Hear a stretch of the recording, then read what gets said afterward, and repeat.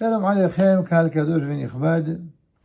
Si la Sidra, la parasha de la semaine, commençait par le récit de la création, mais aussi la responsabilité confiée par Dieu à l'homme de mener à bien le projet divin, eh bien, la Torah va nous apprendre par la suite comment l'homme s'est laissé entraîner dans la faute et comment Dieu, dans sa miséricorde, va lui accorder une seconde chance, lui offrir une nouvelle vie qui lui permettra en quelque sorte de se racheter, de faire ce qu'on appelle le tikkun, la réparation.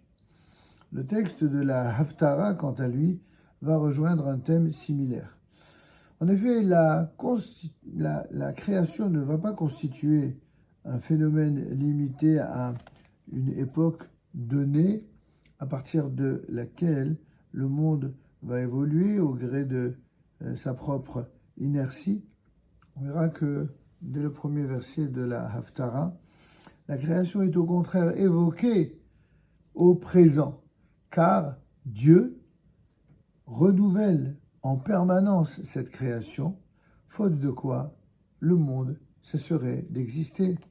Amehadesh betuvo bechol yom tamid.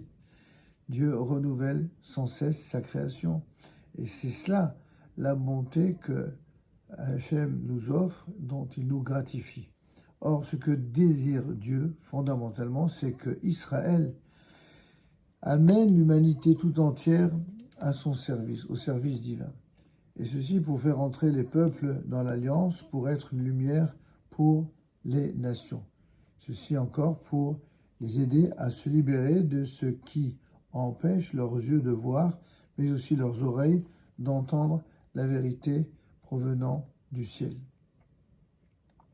À la différence de bien des nations qui ont voulu prendre notre place dans l'histoire, le peuple d'Israël n'imposa jamais et n'imposera jamais sa vérité par la force, par la violence, par la haine, et même pas par la conversion, et encore moins la conversion forcée, mais par la persuasion venant de l'exemplarité du comportement.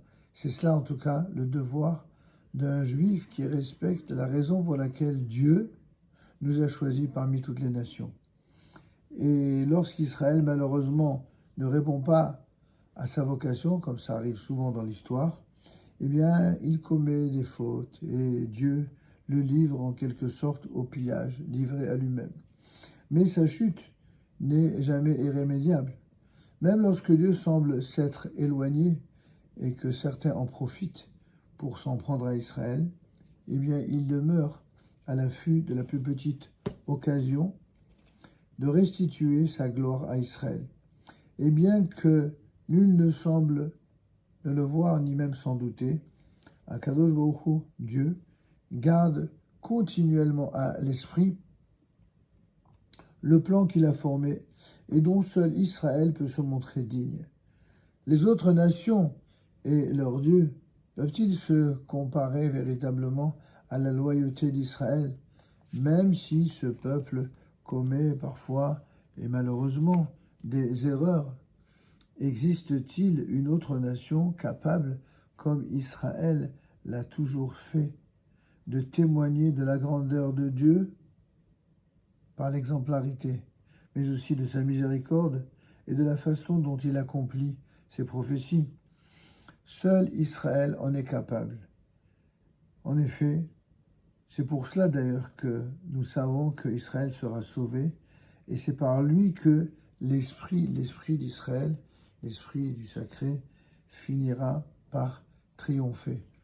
Autrefois, aujourd'hui et jusqu'à la fin des temps, le rôle d'Israël, c'est précisément d'incarner cette lumière, une lumière dont la force puise sa sève, non seulement, comme on l'a dit, dans l'exemplarité, mais dans une lumière qui est une lumière de réconciliation réelle avec les nations, avec Dieu et avec le bien absolu auquel aspire l'Éternel pour l'ensemble des êtres qui composent l'humanité.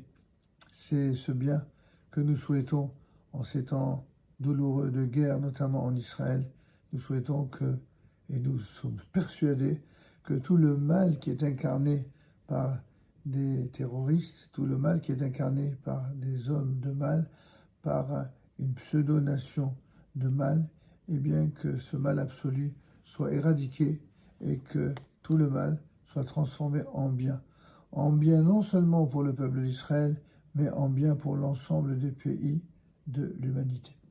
Amen, Kenny Shabbat, Shalom et voilà.